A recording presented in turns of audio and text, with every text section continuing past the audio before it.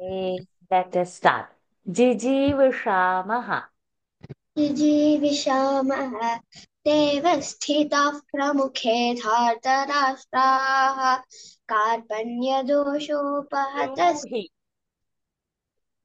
ब्रूहि पृच्छामि स्वाम् ब्रूहि तन्मे ब्रूहि तन्मे शिष्यस्तेऽहं शाधि मां त्वां प्रपन्नं न हि प्रपश्यामि ममापनो गोविन्दम् गोविन्दम् उक्त्वा तूष्णीं बभूवः Not to say babu. I've corrected this so much. उक्त्वा तूष्णीं बभूवः Hmm. तमुवाच ऋषिकेशः Hmm.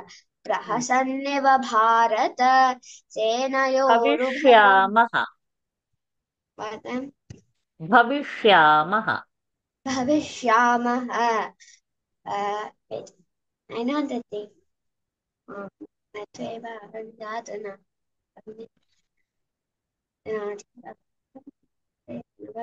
सर्वे वयमतः परं देहिनोऽस्मिन् यथा देहे कौमारं यौवनं जरा तथा धीरम्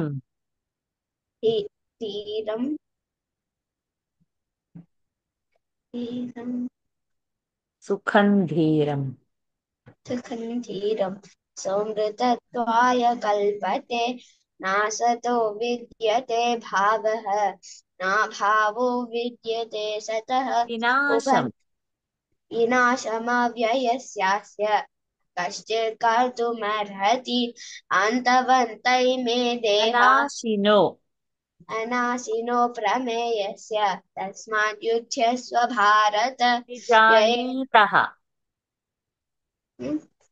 विजानीतः विजानीतः विजानीतः तस्मात् युध्यस्व विजानीतः विजानीतः नायन् हन्ति न हन्यते नायन् हन्ति पुराणः पुराण Hmm. पुराण पुराण शाश्वतोऽयम् शाश्वतोऽयं पुराणः न Hmm. हन्यते हन्यमाने शरीरे Don't worry, just be confident. They are not asking such tough ones. We are just practicing. So it's okay. Huh. न जायते म्रियते वा कदाचित् नायं भूत्वा भविता वा न भूयः अजो नित्यः शाश्वतोऽयं पुराणः न हन्यते पुराणः पुराण शाश्वतोऽयं पुराणः शाश्वतोऽयं पुराणः न हन्यते हन्यमाने शरीरे वेदा विनाशनं नित्यं जयेनं मजमव्ययम् क्लेदयन्ति चेतयन्ते ते पुरुषं पुरुष क्लेदयन्त्यापः क्लेदयन्त्यापः न शोषयति मारुतः नात्रा स्पर्शास्तु कौन्त Where did you go? न शोषयति मारुतः न त्वेवाहं No, जातु darling. न शोषयति मारुतः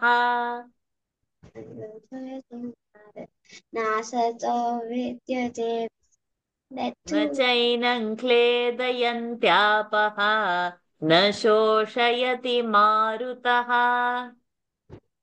अच्छेद्योऽयमदाह्योऽयम् अक्लेद्यो शोष्य एव च नित्यः सर्वगतस्थाणुः अचलो विदित्वैनं विदित्वैनं तस्मादेवं तस्मादेवं विदित्वैनं नानुशोचितुमर्हसि correct. Why are you losing your confidence?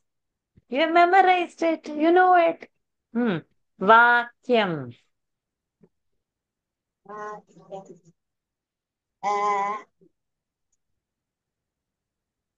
I don't remember. Vishidantam.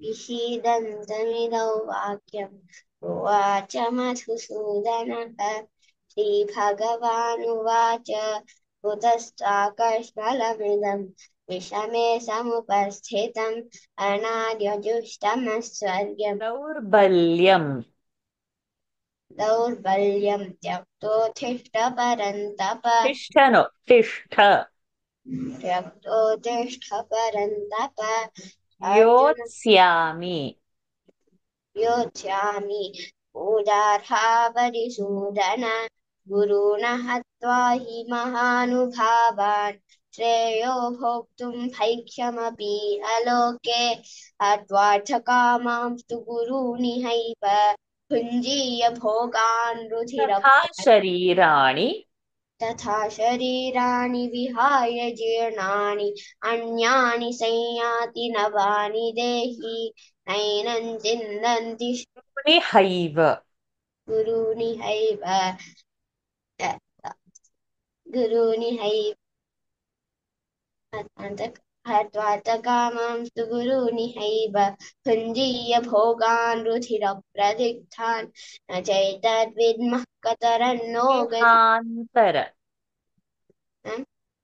देहान्तर देहान्तरः प्राप्तिः धीरस्तत्र न मुह्यति मात्रा स्पर्शस्तु Kaunteya Good. शीतोष्णसुखदुःख Bhashini, you have memorized well. This third pada and all, it's a little complicated thing. They don't ask that, but you have memorized. Okay. So tomorrow we are going to mix everything. First, second, third, fourth pada, all, and then we will see tomorrow. Okay. So once I post this video, you watch your video again, sit with the book and just figure it out where it is. Then you will be able to place. Okay. Okay, my dear. See you. Hari Om. One more session to go tomorrow. Okay. See you tomorrow. Hari Om, my dear. will you be one of the judges again? No, darling, because I'm in India now. I'm no more in Singapore. Uh, Hmm. okay. Okay, sweetheart. See you. Adieu. Hari Om.